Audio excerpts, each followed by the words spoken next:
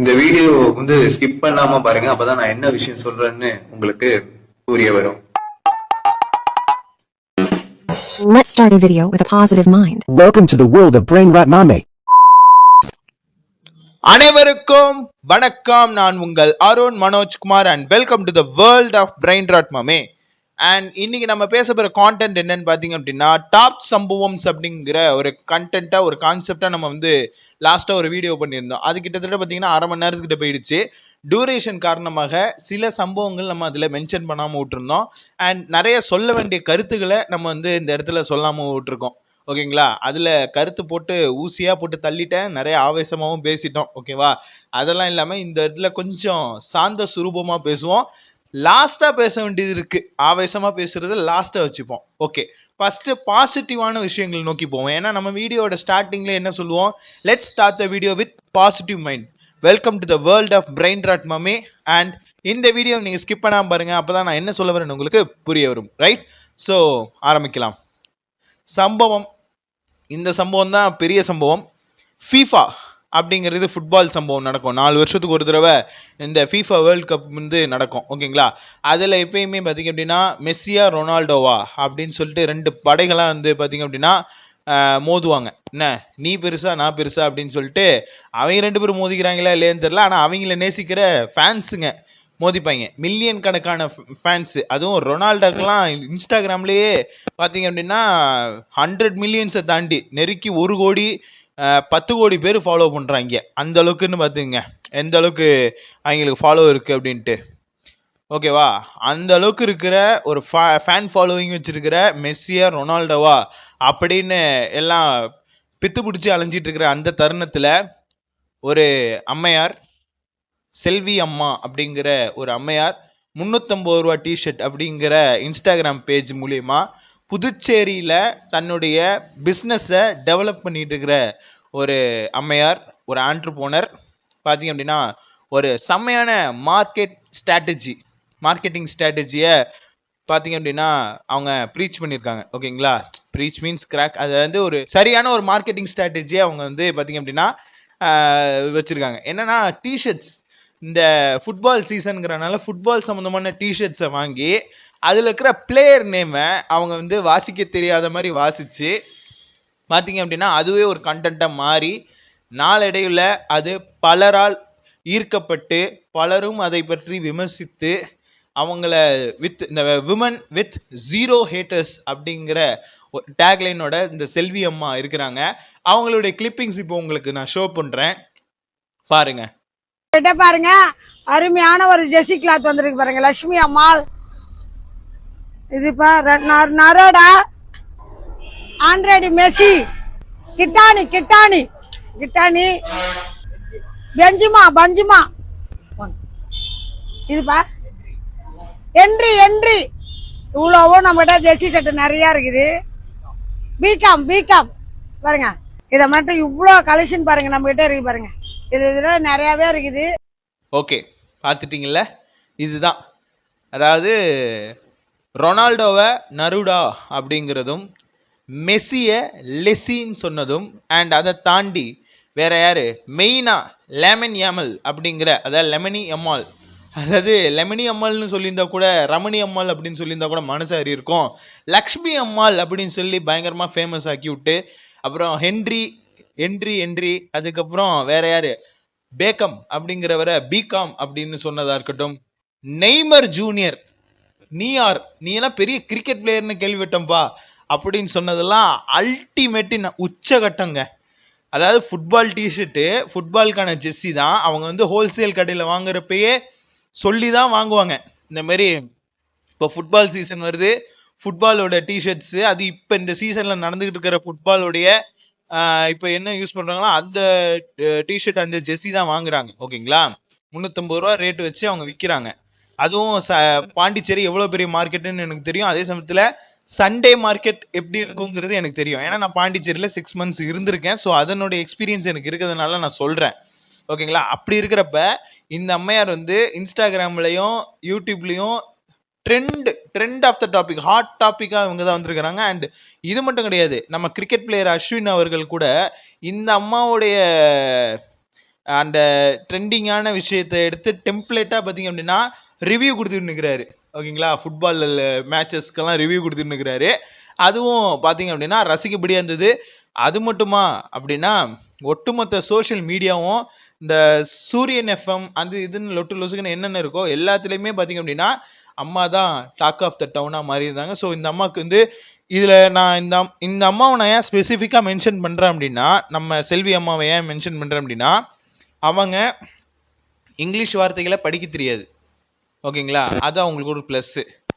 சராசரி குடும்ப பெண், ஒரு சாமானிய வர்க்கத்தை சேர்ந்த ஒரு நடுத்தர பெண் பார்த்தீங்க அப்படின்னா அவங்களுடைய வியாபாரத்தை பெருக்கணுங்கிறதுக்காக ஒரு புதிய மார்க்கெட்டிங் ஸ்ட்ராட்டஜியை வகுத்து பார்த்தீங்க அப்படின்னா அதை தாண்டி தன்னுடைய வீக்னஸையே அவங்க ஸ்ட்ராங்கன் பண்ணி அதை ஸ்ட்ரென்தன் பண்ணி அவ்வளோ கான்ஃபிடென்ட்டாக பார்த்தீங்க அப்படின்னா முன்னெடுத்து வச்சுருந்தாங்க. லாஸ்ட் வீடியோவில் நம்ம சொல்லியிருந்தோம் படிப்பு எஜுகேஷன் என்கிறது என்ன மாதிரியான ஒரு விஷயத்த நமக்கு கொடுக்குது அப்படிங்கிறத பற்றி. ஓகேங்களா, அதாவது தன்னம்பிக்கை, தைரியம், அறிவு இதெல்லாத்தையும் வழங்கக்கூடியது தான் கல்வி. ஓகேங்களா, கல்விங்கிறது அதை தான் கொடுக்கணும். ஆனால் நமக்கு கற்பிக்கப்பட்ட கல்வி முறை அப்படிங்கிறது வந்து வருங்காலத்தை நினச்சி பயப்படுற மாதிரி, ஃப்யூச்சரை நினச்சி பயப்படணும் அப்படிங்கிற மாதிரியான ஒரு மைண்ட் செட்டை கிரியேட் பண்ணுது. போட்டி நிறைந்த உலகமாக மாற்றப்படுது. ஓகேங்களா, வஞ்சகத்தோடையும் பொறாமையோடையும் நிறையா பார்க்கப்படுது. தனித்துவத்தை வளர்க்க விடாமல் செய்வதற்கான அறிகுறிகளையும் பார்த்தீங்க அப்படின்னா அந்த இப்போ இருக்கிற கல்வி வந்து கொடுக்குது. ஓகேங்களா, இல்லைனாலும் சமூகம் அந்த மாதிரி ஒரு கட்டமைப்பை உருவாக்கி வச்சிருக்கு. யார் அதை விட்டு உடஞ்சி வராங்களோ வெளியில், அவங்களுடைய வளர்ச்சியை யாராலையும் தடுக்க முடியாது. அப்படிப்பட்ட ஒரு பெண்மணி, சாதனை பெண்மணி தான் இந்த லக்ஷ்மி அம்மாள், செல்வி அம்மா. ஓகேங்களா, இந்த செல்வி அம்மாங்கிறவங்க புதுச்சேரியில் 350 ரூபா டிஷர்ட்டுங்கிற இன்ஸ்டாகிராம் பேஜ் கூட இருக்குது. ஃபாலோ பண்ணிங்கன்னா உங்களுக்கே தெரியும். அது அவங்க நமக்கு சொல்லி கொடுத்த பாடம் இது. ஓகேங்களா, அவங்களோட வீக்னஸை ஸ்ட்ரென்தன் பண்ணி அதை ஒரு பிஸ்னஸ் ஸ்ட்ராட்டஜிக்கலாக மூவ் பண்ணி பல ஆடியன்ஸை கவர் பண்ணி மில்லியன் கணக்கான ஆடியன்ஸை வந்து கவர் பண்ணி தன்னுடைய பிஸ்னஸை அவங்க அப்ஸ்கேல் பண்ணியிருக்கிறாங்க. ஓகேங்களா, ஸோ இதை வந்து அவங்களுக்கு இதை ஒரு அட்ரஸ் பண்ணணும்னு தோணுச்சு. ஸோ கங்க்ராச்சுலேஷன்ஸ் அம்மையார். ஓகேங்களா, நானும் ஒரு நாள் வந்து புதுச்சேரிக்கு வரேன், பார்ப்போம். ஓகேங்களா, அர்ஜென்ட் லெசி பாருங்க, நேற்று கிரிக்கெட்ல பாருங்க ஸ்டேடியத்தை தாண்டி அடிச்சிருக்காரு பாருங்க 3 பால் கிரிக்கெட்ல. ரொம்ப சந்தோஷமா இருக்குது. லெசி வாழ்த்துக்கள், ஆயாவுடைய வாழ்த்துக்கள். அடுத்து இப்போ என்னன்னா ரெண்டாவதா பேச வேண்டிய விஷயம் என்னன்னா, இந்த நீட் எக்ஸாம் நடக்கிற வரைக்கும் டெலகிராம் வந்து டெம்ப்ரவரியாக டிசேபிள் பண்ணிட்டாங்க. ஓகேங்களா, நம்ம சில ஃப்ரெண்ட்ஸுக்குள்ளே ஷேர் பண்ணிப்போம் இந்த டாக்குமெண்ட்ஸு, இந்த ஃபோட்டோஸு, சில வீடியோஸு, இதெல்லாம் அதாவது நம்ம இப்போ எடிட் பண்ணுற வீடியோலாம் வந்து சப்போஸ் என்னால் எடிட் பண்ணாத பட்சத்துக்கு நான் இதை வந்து என்ன பண்ணுவேன், டெலகிராமில் ஃபைல் டாக்குமெண்ட்டில் அனுப்புவேன். மோர் தென் 3 GB 4 GB அந்த மாதிரி வந்துச்சுன்னா நம்மள்கிட்ட இருக்கிற ஜியோ அன்லிமிட்டெட் 5G மூலியமா அந்த நெட்டை பயன்படுத்தி நான் வந்து பல்கான ஃபைல்லாம் வந்து என் ஃப்ரெண்டுக்கு ஷேர் பண்ணுவேன். அப்படி ஷேர் பண்ணி நம்ம எடிட்டிங்லாம் பண்ணுவோம். ஓகேங்களா, அதை எடிட்டிங் பண்ணி எனக்கு ஃபைனாக வந்து ஒரு ஃபைனல் அவுட் வந்ததுக்கப்புறம் நான் அதெல்லாம் டெலீட் பண்ணுவேன், அது வேறு விஷயம். அப்படியெல்லாம் நம்ம பண்ணுறது வந்து இடைக்காலத்தில் பார்த்திங்க அப்படின்னா தடைப்பட்டு போகிறது நினச்சி கொஞ்சம் மனம் வருத்தம். அது மட்டும் கிடையாது, நம்மலாம் முன்ன மாதிரிலாம் சினிமா வந்து டவுன்லோட் பண்ணி பார்க்குறது அப்படியெல்லாம் கிடையாது. ஸ்ட்ரைட்டாக ஓடிடியில் பார்த்துடுறது. ஓகேங்களா, ஸ்ட்ரைட்டாக ஓடிடியில் பார்த்துடுறது, இல்லை அதுக்கு லீகலான வெப்சைட்டில் போய் பார்க்குறது. கொஞ்சம் காசு செலவானாலும் பரவாயில்ல, நம்ம பார்க்கணும்னு நினச்சது பார்க்கணும், அவ்வளோதான் நம்மளோட இது. ஓகேங்களா, அந்த மாதிரி நம்ம வந்து பூப்பாதையை நோக்கி நம்ம போயிட்டோம். முன்னாடி சிங்கப்பாதையில் இருந்தோம், இப்போ பூப்பாதையை நோக்கி போயிட்டுருக்கோம். ஆனால் டெலகிராம் வந்து இப்போ முடங்கி போயிருக்கிறது கொஞ்சம் வருத்தமாக இருக்குது. ஏன்னு நான் சொல்லிடுறேன். நீட் எக்ஸாம் இப்போ நடந்துகிட்டு இருக்கு. நீட்டு தேவையா தேவை இல்லையா அப்படிங்கிறத பற்றி விவாதத்துக்குள்ளே வரல. என்ன கேட்டால் நான் என்ன சொல்லுவேன், எஜுகேஷன் சிஸ்டமே மாற்றணும். என்ன, பேசிக்காக இருக்கிற எஜுகேஷன் சிஸ்டத்தையே மாற்றணும். என்ன, அதுவே முதல்ல மாற்றாமல் இன்னும் வச்சுருக்காங்க. அடிமைப்படுத்துறதுக்கான கல்வி முறையை தான் இன்னும் வச்சுருக்காங்க. அப்படிங்கிறப்ப ஒரு மருத்துவர் நேஷ்னல் லெவல் எலிஜிபிலிட்டி டெஸ்ட்டுன்னு சொல்லக்கூடிய நீட்டை பார்த்தீங்க அப்படின்னா நேஷ்னல் லெவல் என்ட்ரி எலிஜிபிலிட்டி டெஸ்ட்டுன்னு வச்சுக்கோங்க. நீட்டுங்கிறது கிட்டத்தட்ட அந்த மாதிரி அப்ரிவேஷன் தான் வரும். அந்த எக்ஸாம் நடத்தணும் அப்படின்னா என்செட், ஓகே, நேஷ்னல் லெவல் சிலபஸ்ன்னு சொல்லக்கூடிய சிபிஎஸ்சி சென்ட்ரல் போர்டு சிலபஸை தான் வந்து பார்த்திங்க அப்படின்னா அவங்க ப்ரீச் பண்ணுவாங்க. ஆனால் இதுல வந்து என்னன்னா நம்ம தமிழ்நாட்டில் பொறுத்த வரைக்கும் ஸ்டேட் போர்ட் சிலபஸ் தான் மோஸ்ட் ஆஃப் ஆல் இருக்கும். ஏதாவது ரேர் த கேஸ் தான் வந்து சிபிஎஸ்சின்னு சொல்லி கட்டிக்கிட்டு அழுவாங்க. ஓகேவா? அப்படி இருக்கிறப்ப பார்த்தீங்க அப்படின்னா அந்த எக்ஸாம் வந்து காம்ப்ளிகேட்டடாலாம் இருக்குமா அப்படின்னா எனக்கு அதில் தெரில. ஏன்னா அதில் இருக்கிற சிலபஸ் ரொம்ப பேசிக்காக சிம்பிளான இதுதான். பயாலஜியில் 2 paper, botany zoology, physics chemistry. ஓகேங்களா? இதுதான் இந்த 4 பேப்பர் தான். 180 கேள்விகள் தான். 180 கேள்விக்கு ஒரு கேள்விக்கு 4 மார்க்குங்கிற கணக்குக்கு 720 மார்க் எடுக்கணும். 2023ஆம் ஆண்டு காலகட்டத்திலே பிரபஞ்சன் அப்படிங்கிற ஒருத்தர் பார்த்தீங்க அப்படின்னா 2023-24 அந்த காலகட்டத்திலே பார்த்தீங்க அப்படின்னா பிரபஞ்சன் அப்படிங்கிற ஒருத்தர் வந்து பார்த்தீங்க அப்படின்னா ஃபர்ஸ்ட் டைம் 720க்கு 720 வந்து பார்த்தீங்க அப்படின்னா அவர் வந்து அதை அச்சீவ் பண்ணிட்டார். நம்ம தமிழால் தான்.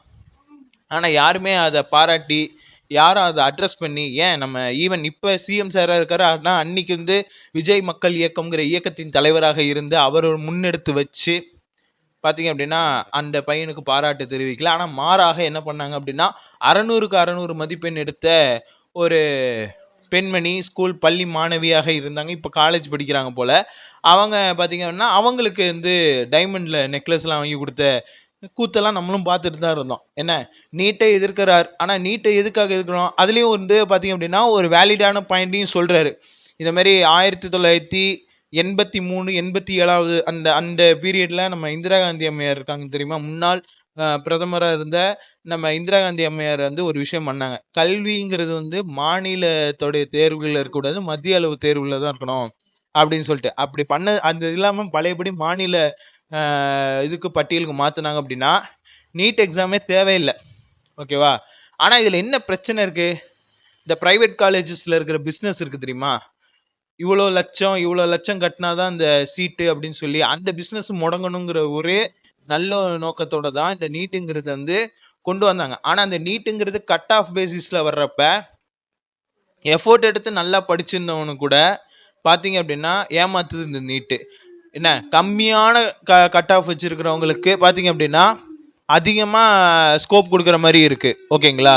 இதுதான் வந்து நீட்ல நடக்கிற மோசடி. அண்ட் அது மட்டும் கிடையாது, எக்ஸாம் ரிலேட்டடா பாத்தீங்க அப்படின்னா இந்த இன்விஜிலேஷன்லாம் பண்ணுவாங்க தெரியுமா, அதுல கூட பாத்தீங்க அப்படின்னா இது இந்த லூசர் விடுறது, இன்னர்ஸ் போடாம இருக்கிறது, அது மாதிரி. ஆனா வந்து சும்மா எப்படி சொல்றது, ஒரு அங்க நடத்துற விதமும் கொஞ்சம் பாத்தீங்க அப்படின்னா அநாகரிகத்தின் உச்சமாகவும் கருதப்படுது. ஓகேங்களா? ஸோ இதனாலையும் நீட் வந்து எதிர்க்கிறாங்க. அதே சமயத்துல மாணவர்களுக்கு மன உளைச்சலை ஏற்படுத்துதுங்கிற நோக்கத்தினுடையனால நீட்டை எதிர்க்கிறாங்க நம்ம தமிழ்நாட்டில். ஆனால் மற்ற ஸ்டேட்ல எல்லாம் நீட் எக்ஸாம்ங்கிறது ரொம்ப ஒரு நார்மலான ஒரு விஷயமா பார்க்கப்படுது. ஆனால் தமிழ்நாட்டில் மட்டும் அது இன்ன வரைக்குமே ஒரு அப்நார்மலாக தான் பார்க்கப்படுது. ஓகேங்களா? நீட் வந்து கிட்டத்தட்ட 10 வருஷமா இந்த நீட் எக்ஸாம் வந்து இம்ப்ளிமெண்ட் பண்ணிட்டு தான் இருக்காங்க. ஓகேங்களா? நான் 10th படிச்சுட்டு இருக்கிறப்பயே இந்த நீட் எக்ஸாம்ங்கிறது வந்து அமலாக்கத்துக்குள்ள வந்துருச்சு. 11வது ஆண்டு, அதாவது 11ஆம் வகுப்பு வந்து பப்ளிக் அப்படிங்கிறது 2017க்கு அப்புறம் தான் அது நடைமுறைக்குள்ள கொண்டு வரப்பட்டது. இதெல்லாம் எங்க ஜென்ரேஷன் 2000, 2001, 2002ங்கிற இந்த 3 வருஷத்துல பிறந்தவங்க அன்லக்கி அப்படின்னு சொல்லலாம். என்னன்னா 10th படிக்கும்போது சிலபஸை மாத்தினாங்க.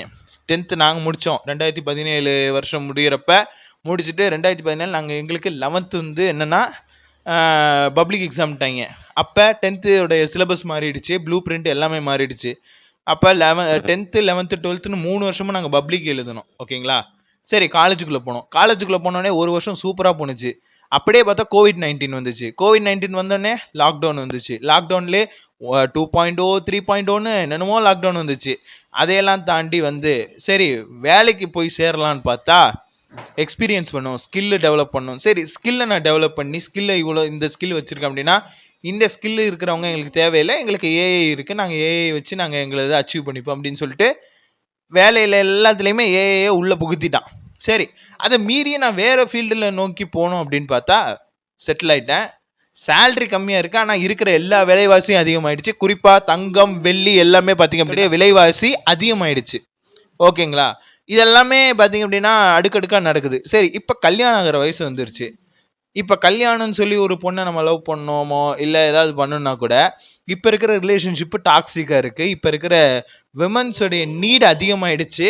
அதுவும் நான் தனியாக தான் இருப்பேன், வெளி உலகத்துக்கு நான் ஒரு இண்டிபெண்டன்ட் உமன் சொல்லிட்டு ஒரு கட்டமைப்பு ஒரு கோர்ட்டு சேம்பரில் ஏறுறப்ப அந்த நீதிமன்றத்துடைய வளாகத்தில் நுழையும் பொழுதே எனக்கு நீதி வேண்டும் நீதி வேண்டும் நீதி வேண்டும்னு கண்ணகி போல சிலம்பை கையில் வைத்துக்கொண்டு சிலப்பதிகாரம் பண்ணிட்டு இருக்கிறாங்க.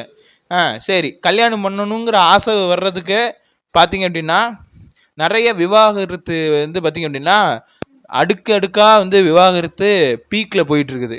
இப்படி இருக்கிறப்ப உள்ளத்திலே ஒரு கேவலமான பிறவியா நாங்கள் வாழ்ந்துகிட்டு இருக்கோம். இந்த கேவலமான பிறவிக்கு எப்போதான் மோட்சம் கிடைக்க போகுதுன்னு எனக்கு தெரியல. ஓகேங்களா? சரி, இதெல்லாமே நம்ம பேசியாச்சு. பார்ப்போம் என்ன நடக்குதுன்னு பார்ப்போம். உலக நடப்பை நம்ம ரியாலிட்டியை சொல்கிறோம். நம்ம வந்து இந்த திரைமுகத்தை பார்த்துக்கிட்டு இந்த கிரிக்கெட் விளையாடுறது, ஃபுட்பால் விளையாடுறது, என்ன போனோகிராஃபிக்கு அடிக்ட் ஆகுறது, இதை மாதிரி தேவையில்லாத விஷயங்களுக்கு நம்ம அடிமைப்பட்டு இருக்கிறதுனால தான் நம்மளால முன்னேற முடியல. ஆனால் இதை கொடுக்குற அமெரிக்கா முன்னேறிட்டு எந்த அளவுக்கு முன்னேறி இருக்கு அப்படின்னா, இலான் மஸ்க்னு ஒருத்தர் இருக்காரு தெரியுமா? எக்ஸ் தளம், அதுக்கு இப்போ அவர் தான் வந்து நிறுவனராக இருக்காரு, சிஇஓவா இருக்காரு எக்ஸ் நிறுவனத்துடைய. அதில் பார்த்தீங்க அப்படின்னா என்னென்ன ஊக்குவிச்சாரு அவர் அப்படிங்கிறது உங்களுக்கு தெரியும். போனோகிராஃபி வெப்சைட்லாம் வந்து லீகலாகவே பார்த்தீங்க அப்படின்னா அவர் வந்து அதை ஆக்சஸ் பண்ணுற மாதிரி செட் பண்ணி வச்சுருந்தார். இன்னைக்கு அவர் பார்த்தீங்க அப்படின்னா இந்த வேர்ல்டுலேயே ஃபர்ஸ்ட் டைமாக சிங்கிள் ஆண்டர்ப்ரோனராக $1 trillion சொந்தக்காரராக இருக்காரு.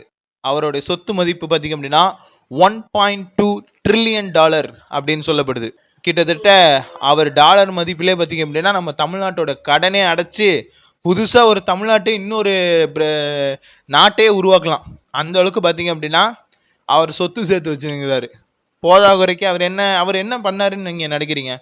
டெஸ்லான்னு ஒரு கம்பெனி நடத்தினார். அதுக்கு முன்னாடி அவர் வந்து அஃபிஷியலாகவே அவர் வந்து ஒரு கோடிங் நாலேஜ் உள்ள ஒரு பர்சன். பிஸ்னஸ் ஸ்ட்ராட்டஜி பற்றி தெரியும், ஏன்னா அவங்க ஃபேமிலியே வந்து ஒரு நல்ல பணக்கார ஃபேமிலி. ரெண்டாவது, அவர் வந்து ஒரு சில இயக்கங்களில் பார்த்தீங்க அப்படின்னா மெம்பராகவும் இருக்கிறாரு. ஒரு சில ரிச்சுவல்ஸையும் அவரும் ஃபாலோ பண்ணுவார். அவரும் ஒரு சில மதங்களை பின்பற்றி கொண்டிருக்கிறார். ஒரு மதத்தை, குறிப்பிட்ட மதத்தை பின்பற்றுகிறார்.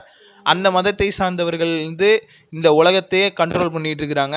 அது மட்டும் கிடையாது, பெரிய பெரிய சாதனையாளர்கள், பல விருதுகள் வாங்கிய அறிஞர்கள், நம்மள ரொம்ப பரிச்சயமானவங்களே பார்த்தீங்க அப்படின்னா அந்த மதத்தை சார்ந்தவர்கள் தான். ஓகேங்களா? இப்போ ஒன்றும் இல்லைங்க, நம்ம இந்தியாவுடைய நேஷ்னல் எம்பளம் இருக்கு இல்லைங்களா, அசோக சக்கரான்னு சொல்லிட்டு இருக்குன்னு தெரியுமா? அசோக சக்கராங்கிற அந்த பில்லர்ல இருக்கிற சக்கரா தான் அசோக பில்லர்னு ஒன்று இருக்கும். 4 சிங்கம் இருக்கும். ஓகேவா? அசோக பில்லர்ல 4 சிங்கம் இருக்கும். அதுல 3 சிங்கம் தான் நமக்கு தெரியும். 4ஆவதா ஒரு சிங்கம் யாருக்குமே தெரியாது. என்ன, அந்த 4ஆவது சிங்கமா செயல்படுறவங்க தான் அப்படி ஒரு மதத்தை சார்ந்தவர்கள் தான். அது என்னன்னு உங்களுக்கு புலப்பட்டுச்சு அப்படின்னா அதை கமெண்ட்ல மென்ஷன் பண்ணுங்க. நம்ம அதை பத்தி நம்ம பிரீஃபாவே எக்ஸ்பிளைன் பண்ணுவோம். ஓகேங்களா? சரி, அடுத்து இப்போ இன்னொரு விஷயம், நம்ம அனிருத் அவர்களுடைய அரவிந்த் சாங்கை பற்றி நம்ம பேச போகிறோம். அவருடைய ஃப்ரெண்ட் அரவிந்த் அப்படிங்கிறவருக்கு டெடிகேட் பண்ணுற விதமாக பார்த்தீங்க அப்படின்னா அந்த சாங்கை வந்து தன்னுடைய ஓன் ரெக்கார்ட் லேபிளில் மியூசிக்கல் ரெக்கார்ட் லேபிளில் அவர் வந்து ஜூன் மாதம் 14ஆம் தேதி இந்த பாட்டை வந்து வெளியிடுறாரு. ஓகேங்களா? லிரிசிஸ்ட் பார்த்தீங்கன்னா சூப்பர் சுப்பு அவருடைய லிரிக்ஸில் அனிருத் அவர்கள் பாடி இசையமைத்து, ஏன் அந்த இதில் நடன காட்சியாக கூட ஒரு வீடியோ வெளியிட்டாங்க. அதுலேயே நடனம்லாம் சூப்பராக டான்ஸ் ஆடி இருப்பாப்புல. ஓகேங்களா? இது மாதிரிலாம் இருந்துச்சு. அதில் என்னென்னா மியூசிக்கல் இண்டஸ்ட்ரியில் அவருடைய சக்ஸஸ்க்கான ரூட் பார்த்துன்னு அண்ட் வந்து அவரே வந்து சர்க்காசமாக கலாய்ச்சிக்கிறது அண்ட் அவரே வந்து ஃப்ளெக்ஸ் பண்ணிக்கிற மாதிரியான லிரிக்ஸ் தான் அதில் அமைஞ்சிருந்தது. முழுக்க அது ஒரு fan fest and reply to the haters, honourable ஹேட்டர்ஸ்க்கு ஒரு சின்ன ரிப்ளை கொடுக்குற மாதிரியாகவும் இருந்தது. அண்ட் இந்த ரெக்கார்டிங் லேபிளில் அவர் வந்து தீவிரமாக மென்ஷன் பண்ணுறது என்னென்னா, இது இண்டிபெண்டன்ட் மியூசிக்கல் ஆல்பம். ஓகேங்களா? இந்த ரெக்கார்டிங்ஸ் லேபிளில் பார்த்தீங்க அப்படின்னா இண்டிபெண்ட் மியூசிக் ஆர்டிஸ்ட்டுக்கான ஸ்கோப் இருக்குமே தவிர இந்த ஃபிலிமுக்கு மூவிஸ்க்கான இது வந்து அவங்க ஆடியோ வந்து பேக் பண்ண மாட்டாங்க அப்படிங்கிற மாதிரி சொல்லியிருக்காங்க இப்போதைக்கு. ஏன்னு எனக்கு தெரியும். அனிருத் அவர்கள் ஏன் இந்த அல்பாபிக்யூ ரெக்கார்ட் அப்படிங்கிறத இண்டிபெண்ட் ஆர்டிஸ்ட்டுக்காக மட்டும், ஓகேவா, ஆல்பம் சாங்ஸ்க்கு மட்டும், என்ன மற்ற ஆர்டிஸ்ட்டை டெபியூட்டன் பண்ணுறதுக்காக மட்டும்தான் இனிமேல் அந்த ரெக்கார்டிங் லேபிள் வந்து செயல்பட போகுதுன்னு எதுக்காக அதை வந்து செய்கிறாரு அப்படிங்கிறது உங்கள் எல்லாருக்குமே தெரியும். மோரோவர், ஏன்னா அனிருத் அப்படிங்கிறவரை வளர்த்து விட்டது எதுனாக்க சோனி நிறுவனம் தான். சோனி மியூசிக் தான் ஃபர்ஸ்ட் அவருக்கு வளர்த்து விட்டுச்சு. என்ன நீங்கள் வந்து கூகுள்லேயே சர்ச் பண்ணி பாருங்க, அவர் ஃபர்ஸ்ட் கம்போஸ் பண்ண படத்தோடைய பாடல்கள் வந்து யார் ஆடியோ வச்சிருக்காங்கன்ட்டு. ஓகேங்களா? அதுக்கப்புறம் தொடர்ச்சி அவர்கள் பண்ண ப்ராஜெக்ட்ஸ்ல எல்லாம் முக்கால்வாசி பார்த்தீங்க அப்படின்னா சோனி மியூசிக்கோடைய ஆதிக்கம் அதிகமாக இருக்கும்.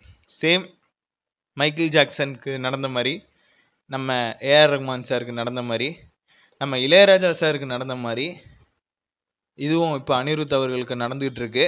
இப்போ அவர் கொஞ்சம் உஷாராகி தன்னுடைய மார்க்கெட் வேல்யூ நல்லா புரிஞ்சுக்கிட்டு இப்போ சோலோ மியூசிக்கல் ஆர்டிஸ்டா, சோலோ இண்டிபெண்ட் ஆர்டிஸ்டா, இண்டிபெண்ட் ஆல்பம் கம்போசரா பார்த்தீங்க அப்படின்னா அனிருத் அவர்கள் வந்து செயல்படுறாரு. ஸோ இதுக்கு வந்து மனமார்ந்த வாழ்த்துக்கள். அப்படி இந்த அல்பாபிக்யூ ரெக்கார்ட்ஸ்க்கு ஃபர்ஸ்ட் சிங்கிள் ட்ராக்கா அரவிந்துங்கிற அவருடைய ஃப்ரெண்டு நேமே டைட்டில் வச்சு ஒரு சாங்கை வெளியிட்டிருக்காரு. அதில் ஹூக் லைன் என்னன்னு உங்களுக்கு தெரியும். கரூர் ஸ்டாம்பீட்ல நடந்தப்ப விஜய் அவர்கள் வந்து ஒரு விஷயத்த மென்ஷன் பண்ணியிருந்தார் இல்லைங்களா, பாட்டிலுக்கு 10 ரூபான்னு ஒரு சாங் ஒன்று பண்ணார் இல்லைங்களா. நம்ம இப்போ சிஎம்மாக இருக்காரு, ஆனால் அன்னைக்கு வந்து தாவைக்காவுடைய தலைவராக இருந்தார்.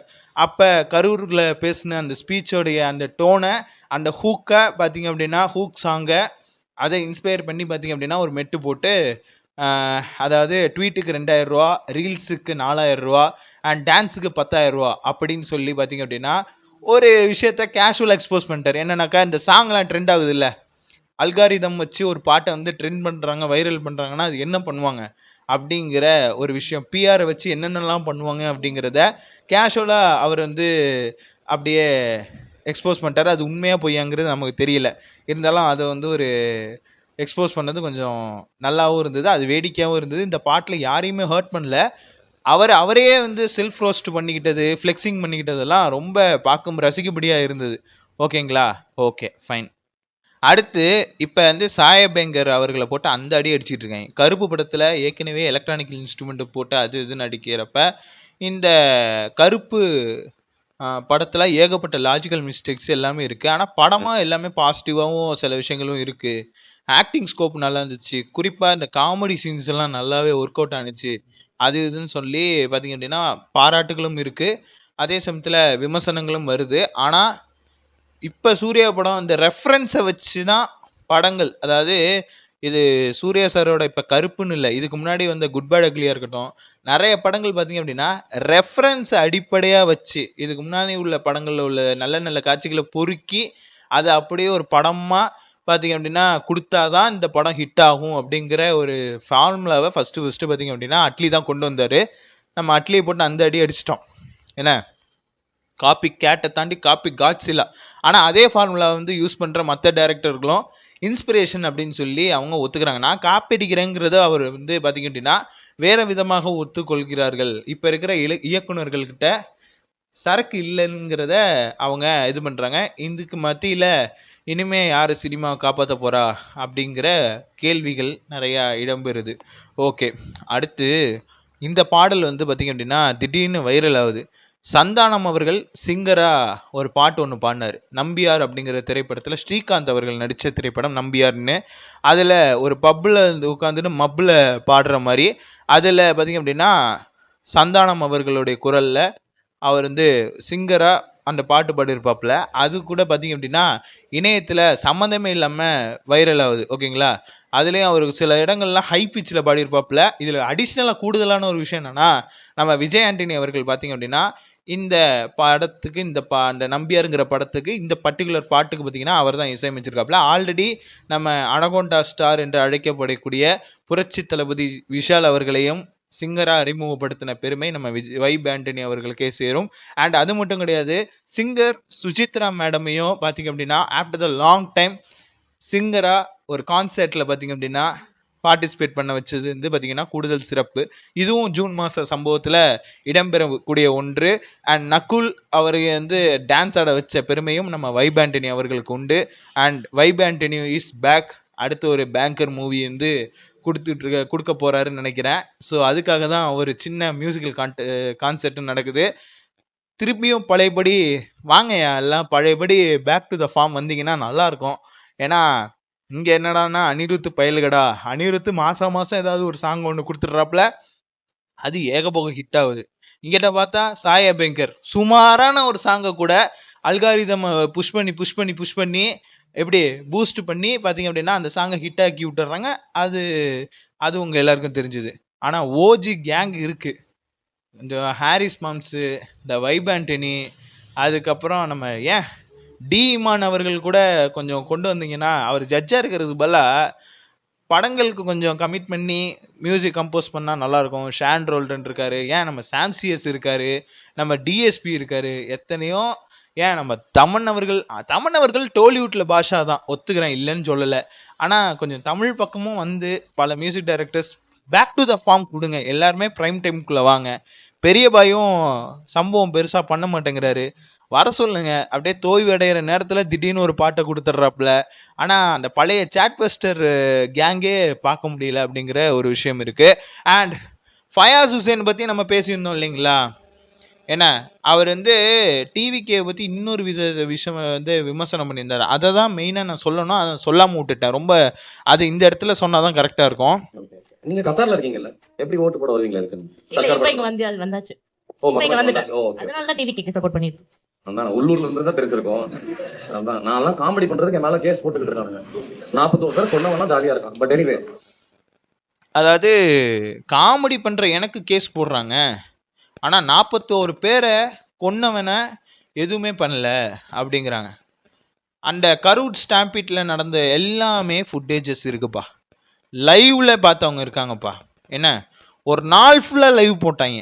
என்ன அவர் அந்த விஜய் அவர்கள் வந்து அந்த இது கயோஸ் கொஞ்சம் அதிகமா இருக்குங்கிற பட்சத்துக்கு அவரை சேஃப்டி பண்றதுக்காக அவரை வெளிநடப்பு பண்ணிட்டாரு. அவரே வெளிநடப்பு பண்ணிட்டாரு, அந்த இடத்த விட்டு வெளில வந்துட்டாரு.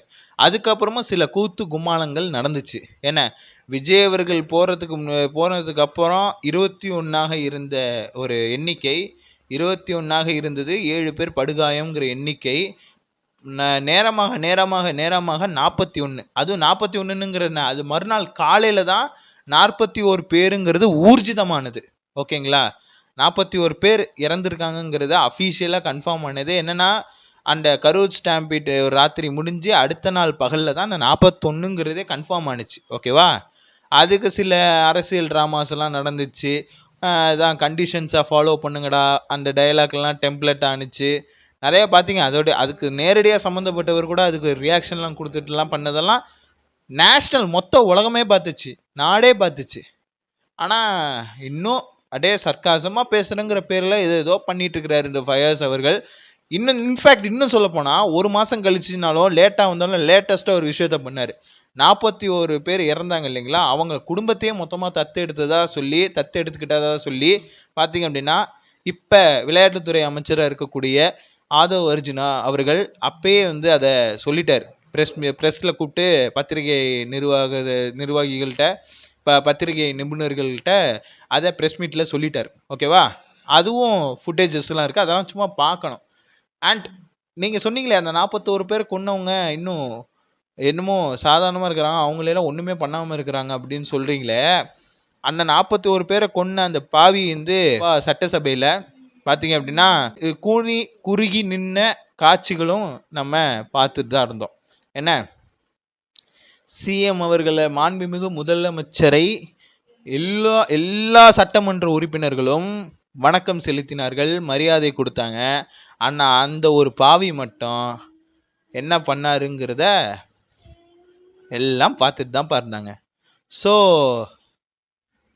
இந்த பக்கம் போனா சீவல், இந்த பக்கம் போனா செதறல். சீவல் பெருசா செதறல் பெருசாங்கிறத பார்த்து சூதானமா இருந்துங்க. வெர்ச்சுவல் வாரியர்ஸ் வந்து அறகுறப்பட்டவங்க கிடையாது. உள்ள இறங்கிட்டாங்கன்னா முடிச்சு விட்டுருவாங்க. புரியுதுங்களா?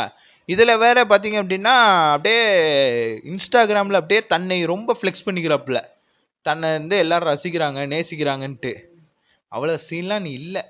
நீ பண்றது ஸ்டாண்டப் காமெடியே ஃபர்ஸ்ட் ஆஃப் ஆல் கிடையாது. ஸ்டாண்டப் காமெடிங்கிறது வந்து யார் மனதையும் புண்படுத்தாம வாழ்க்கையில் உள்ள இருக்கிற யதார்த்தத்தை விவரிக்கும் ஒரு தனிக்குரல் நகைச்சுவை. ஓகேவா? உன்னுடைய ஓன் திறமை என்ன, ஆடியன்ஸை கூப்பிட்டு கேள்வி கேட்டு அதுல ஏதாவது ஒரு வில்லங்கமான ஒரு விஷயத்த பேசி அதுக்கும் எதுக்கு மனசாட்சியே இல்லாமல் சிரிக்கிறானுங்க அப்படிங்கிற கேள்வி தான் என் மண்டைக்குள்ள ஓடிக்கிட்டே இருக்கு. ஓகேவா? இப்போ அந்த காத்தாடி கிளப்னு இப்போ ரீசெண்டாக தான் ட்ரெண்ட் ஆனாங்க. என்ன எதுக்குடா அவனை தொட்ட, அவன் சுடுதண்ணிலே கையை விடுவான், அவனை சும்மாவா விடுவான் அப்படிங்கிற டைலாக்ல ஃபேமஸ் ஆகி அப்போ வரண்டா அப்பப்போ வரண்டாங்கன்னு பேசி என்ன புரியுதா? அது நம்மளை சிரிக்க வைக்கிறான். ஒரு மியூசிக் டைரக்டராக இருக்கிறவங்க ஒரு டைரக்டர் வந்து மியூசிக் டைரக்டர்கிட்ட பாட்டு வாங்குறதுடைய ஒரு ரொம்ப சீரியஸான ஒரு விஷயத்தை எடுத்து அதை நகைச்சுவை மூலியமா நமக்கு ஒரு விஷயத்த சொல்ல வராங்க. கரெக்டா? அது மாதிரி தான் சொல்லப்படணும். ஓகேவா? அதுக்கு என்ன பண்ணணும்னா 4-5 டீமை உருவாக்கணும். ஃபர்ஸ்ட் 4-5 பேரா சேர்ந்து ஒரு டீமை உருவாக்கணும். அந்த டீமை வச்சு ஸ்கெட்ச் காமெடிஸ் நிறைய பண்ணணும். ஒரு ஸ்டாண்டப் காமெடியன் தானே, உனக்கு ஃபேம் இருக்கு தானே, இருக்குன்னு நம்புறல்ல, அப்ப என்ன பண்ணும்? அது அப்படி நீ தனியா ஏன் விக்கல்ஸ் ஆஃப் விக்ரம்ஸ் அவர் பண்ணலையா?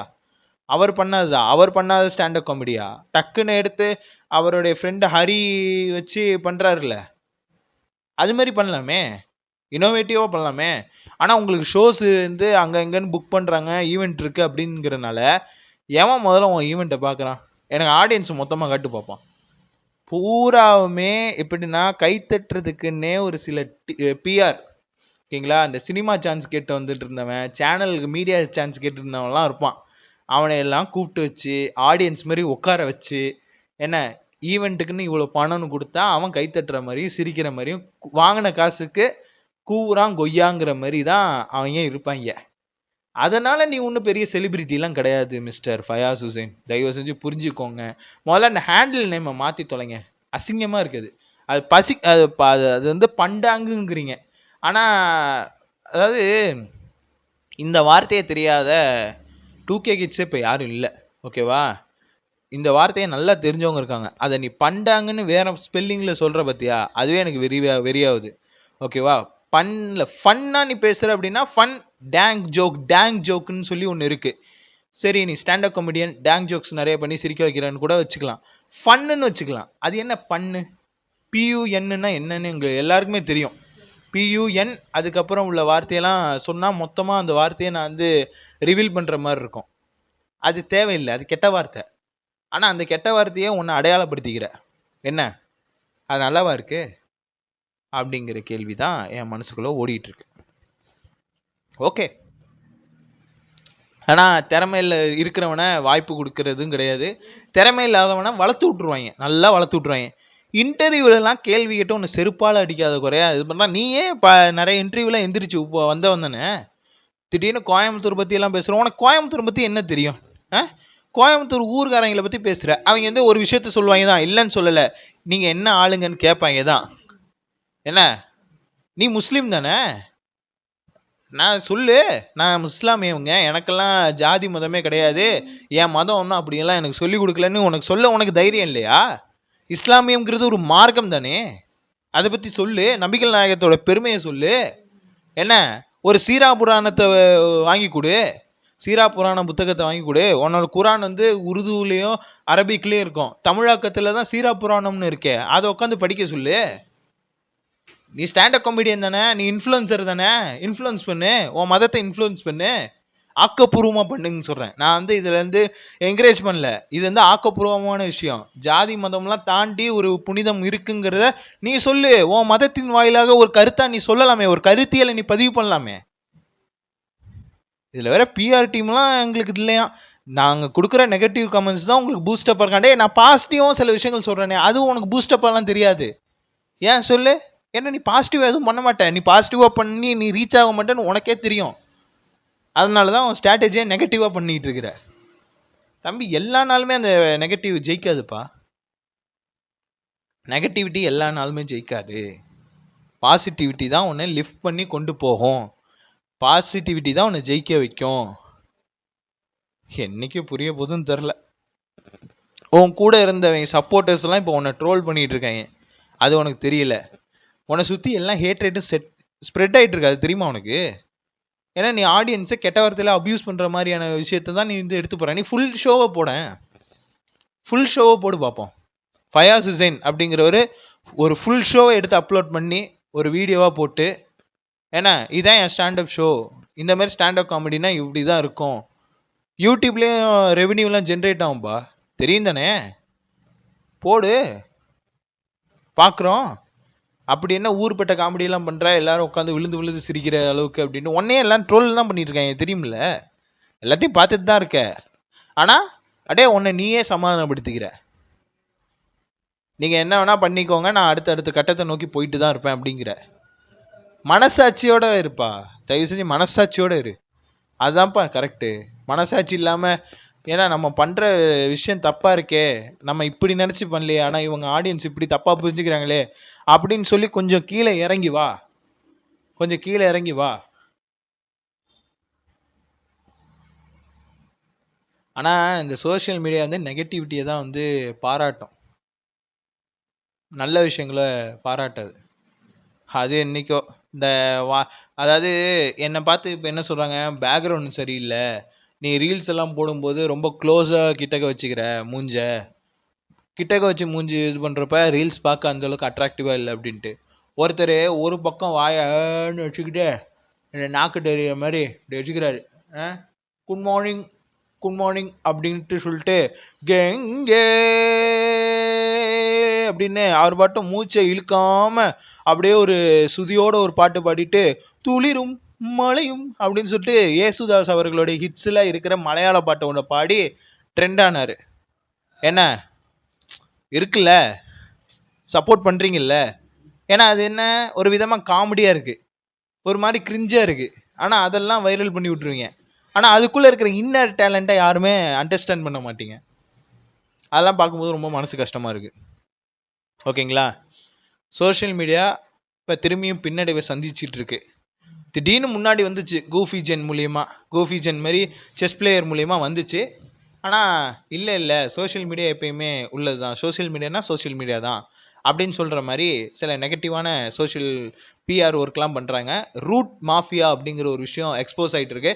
அண்ட் இந்த கிரிஷ் அண்ட் ஐஷுங்கிற அந்த கப்புள் விளாகர் பார்த்தீங்க அப்படின்னா ஒரு போனோகிராஃபி சைட்டை வந்து ப்ரமோட் பண்ணுற விதமாக ஒரு கான்டென்ட்லாம் போட்டு அவங்களும் படாத பாடு பட்டுட்டாங்க அதனால. ஓகேங்களா, ஸோ அவங்க ரூட் மாஃபியா எக்ஸ்போஸ்டு அப்படிங்கிற மாதிரியெல்லாம் சொல்லி, இந்த ரூட் மாஃபியா எக்ஸ்போஸ்ட்னா என்னென்னா, இந்த ரூட் அப்படிங்கிற ஒரு பிஆர் டீமில் ஒரு சிலரை பிராண்ட் பண்ணுவாங்க. அந்த பிராண்டாக இருக்கக்கூடிய ஹீரோயின்ஸோ ஆக்டர்ஸோ செலிபிரிட்டிஸோ இருப்பாங்க. அந்த ரூட்டில் இருக்கிற வரைக்கும் பிரச்சனை இல்லை, அந்த ரூட்டை விட்டு வெளில வர்றப்ப அவங்க ட்ரோல் மெட்டீரியலாக மாறிடுறாங்க. இதெல்லாம் பர்பஸ்ஃபுல்லாக நடக்குது அப்படின்ட்டு ஆதாரபூர்வமாக நம்ம எரும முருகேசா அப்படிங்கிற யூடியூப் சேனலில் அதை அப்லோட் பண்ணியிருக்காங்க. அந்த வீடியோ டைம் கிடைக்கிறப்ப நீங்கள் பாருங்கள். ஓகேங்களா, சரி, இது இவ்வளோ விஷயம் நடந்திருக்குங்க. ஜூன் மாதமே பார்த்தீங்க அப்படின்னா இன்னும் 30 நாள் கூட ஆகலை, 20 நாள் தாண்டியாச்சு, இன்னும் 30 நாள் முழுசாக முடியல. அதுக்குள்ளே பார்த்தீங்கன்னா நம்பர் ஆஃப் சம்பவங்கள். இப்போ ஃபீஃபா ஃபுட்பால் சீசனு, மெஸ்ஸியா ரொனால்டோவா அப்படின்னு எல்லாரும் இது பண்ணிகிட்டு இருக்காங்க. எனக்கு பொறுத்தவரையும் இந்த விளையாட்டு மோகம், இந்த சினிமா மோகம் இதெல்லாம் வேண்டாம். யதார்த்த வாழ்க்கைக்குள்ள யதார்த்தமான விஷயங்களை செஞ்சு யதார்த்தமான வழியில் முன்னேறணும்னு பார்ப்போம். இந்த கார்ப்பரேட்டுக்கு அடிமையாகாதீங்க தயவு செஞ்சு. என்றைக்குமே எந்த கார்ப்பரேட் நிறுவனத்துலையுமே நீங்கள் உங்களை அடிமைப்படுத்திக்க, உங்களை அவங்க அடிமைப்படுத்தணும்னு தான் நினைப்பாங்க. நாம் எந்த இடத்துலையுமே அடிமையாக இருக்கணும், என்ன பணிஞ்சு போகிறது வேற, அடிமையாக இருக்கிறது வேற. நம்ம பணிஞ்சு போகிறதுனால எல்லாமே நல்லபடியாக அமையும்லாம் கிடையாது. Only for favouritism. ஜால்ரா அடித்தவன் தான் முன்னேற முடியும். ஜால்ரா அடிக்கணும், மேனேஜருக்கு சொம்பு தட்டணும். அப்படி தட்டினா தான் உனக்கு ப்ரமோஷன் கிடைக்கும், இன்க்ரிமெண்ட்லாம் கிடைக்கும். திறமையாக நீ வேலை பார்த்தனா அந்த திறமைக்கான அங்கீகாரம் கிடைக்காது. ஏன்னா கார்ப்பரேட்டுங்கிறது உன் ரத்தத்தை உறிஞ்சக்கூடியது. ஓகேவா, உன் உழைப்பை உறிஞ்சி உனக்கான ஊதியத்தை வரவிடாமல் தடுக்கிற ஒரு கேடுகட்ட கூட்டமைப்பு தான் இந்த கார்ப்பரேட்டுங்கிறது. ஓகேவா, அந்த மாதிரி அந்த லைஃப் ஸ்டைலை நீ வந்து எதெல்லாம் நீ ப்ரிவிலேஜ்னு நினைக்கிறியோ, என்ன ப்ரிவிலேஜ்னா என்ன, நார்மல் லைஃபுங்கிறதே ஒரு ப்ரிவிலேஜ் தான் அப்படின்னு நம்ம விவாத மேடைகள்ல எல்லாம் அதை குறிப்பிட்டிருப்பாங்க இல்லைங்களா. அது வந்து எந்த அளவுக்கு உண்மைங்கிறது ஒரு கார்ப்பரேட் எம்ப்ளாயியாக இருக்கிறப்ப தான் உனக்கு அது தெரியும். ஓகேவா, ஒரு நேஷ்னல் ஹாலிடேஸை கூட நீ வந்து ஒழுங்காக ஸ்பெண்ட் பண்ண முடியாது, உன் ஃபேமிலியோட ஸ்பெண்ட் பண்ண முடியாது. உனக்கு யார் முக்கியமோ அவங்களுக்கு விடவே நீ வந்து ஒரு ஸ்ட்ரேஞ்ச் பர்சனாக தான் இருப்ப. சொந்த வீட்டிலே அகதி மாரி வாழ்கிற ஒரு கொடூரமான வாழ்க்கை இந்த கார்ப்பரேட் வாழ்க்கை. இதுலேருந்து நீ விடுபடணும்னா ஃபஸ்ட்டு ஒன்றை நீ தகுதிப்படுத்து, நீ செல்ஃபாக பிஸ்னஸ் பண்ணு. ஓகேவா, இல்லையா அப்பா ஏதாவது வச்சுருக்காங்களா, அம்மா ஏதாவது வச்சுருக்காங்களா, இல்லை உங்கள் சொந்தக்காரங்க மாமன் மச்சான் அந்த மாதிரி ஏதாவது உறவுகள் இருக்கா, அந்த உறவில் இருக்கிற பிஸ்னஸ் அவங்களோட சேர்ந்து நீ பண்ணு. உன்னோட அதுல ஒரு தனித்துவத்தை வளர்த்துக்க. அப்படியே நீ தனி மரமா வா. தனி மரமா இருக்கிறப்ப ஃபர்ஸ்ட் தனி மரத்துக்கு வந்து தோப்பா மாறாது. ஆனா நாளாக தனி மரம் வந்து தோப்பா மாறிடும். ஓகேவா? ஒரு பழமொழின்னு சொல்லுவாங்க, ஊர்க்குருவி பருந்தாகாது, தனி மரம் தோப்பாகாதுன்னு. அதெல்லாம் கிடையாது. தோப்பாகும். ஊர்க்குருவி தான்டா பருந்தா மாறும். ஓகேவா? ஊர்க்குருவி தான்டா பருந்தா மாறணும். என்ன, ஊர்க்குருவியா இருந்தவங்க தான் பருந்தா மாறி இருக்காங்க வரலாற்றுல. எதெல்லாம் நீ வந்து ரூல்ஸ்ன்னு இருக்கியா, அந்த ரூல்ஸை பிரேக் பண்ணி நீ ஒரு விஷயத்த இனோவேட்டிவா பண்ணினா அது ஒன்றை தேடி வரும். சக்சஸ்ங்கிறது நீ அதை தேடி போனீன்னா அது உனக்கு ஆட்டம் காட்டணும். அதுவே நீ அது ஒன்றை தேடி வர்ற மாதிரி நீ பண்ற அப்படின்னா நீ இந்த சக்சஸை மதிக்காத. என்ன, யாரையும் மதிக்காத, யாரையும் நம்பாத. ஒருத்தங்களை நம்பிதான் நீ ஏமாறுற. ஒருத்தங்களை நம்புறதுனாலதான் அவன் உன்னை சோதிக்கிறான். நீ அதுலேருந்து விடுபட்டு ஒரு சராசரியான ஒரு வாழ்க்கையை வாழ்ந்து பாரு. இந்த உலகம் உனக்கு புதுசா இருக்கும். ஓகேவா? தர்மம் வாழ்வதனை சூதுகவும் தர்மமே வெல்லும்னு சொல்லுவாங்க. தர்மம் தான் ஜெயிக்கும், நியாயம் தான் ஜெயிக்கும். என்ன, அது கொஞ்சம் லேட் ஆகும். அது நீ நினைக்கிற அது லேட்டுன்ட்டு. லேட் அது இல்லை. ஆன் டைம், கரெக்ட் டைம், இந்த டைம் தான் அதுக்கான டைம் அப்படின்னா அந்த காலமும் சூழலும் தீர்மானிச்சு உனக்கான வெற்றியை அது கொடுக்குது. அவ்வளவுதான். லேட்டா கிடைக்குதுலாம் நினைச்சு வருத்தப்படக்கூடாது. என்ன, அவ்வளவுதான். அடுத்த ஒரு வீடியோவில் நம்ம சந்திப்போம். நன்றி, வணக்கம்.